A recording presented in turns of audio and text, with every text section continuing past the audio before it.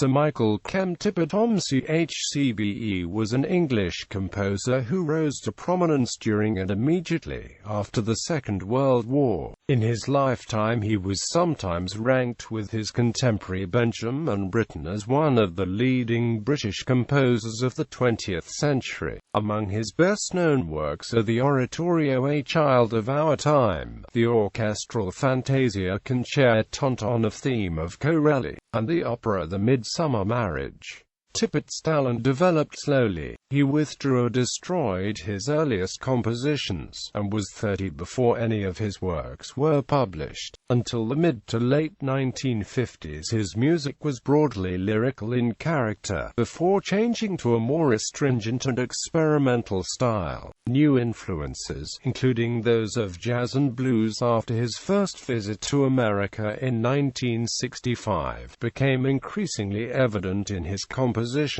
While Tippett's stature with the public continued to grow, not all critics approved of these changes in style, some believing that the quality of his work suffered as a consequence. From around 1976, Tippett's late works began to reflect the works of his youth through a return to lyricism. Although he was much honored in his lifetime, critical judgment on Tippett's legacy has been uneven, the greatest praise being generally reserved for his earlier works. His centenary in 2005 was a muted affair. Apart from the few best-known works, his music has been performed infrequently in the 21st century. Having briefly embraced communism in the 1930s, Tippett avoided identifying with any political party. A pacifist after 1940, he was imprisoned in 1943 for refusing to carry out war-related duties required by his military exemption. His initial difficulties in accepting his homosexuality led him in 1939 to Jungian psychoanalysis. The Jungian dichotomy of shadow and light remained a recurring factor in his music. He was a strong advocate of music education, and was active for much of his life as a radio broadcaster and writer on music.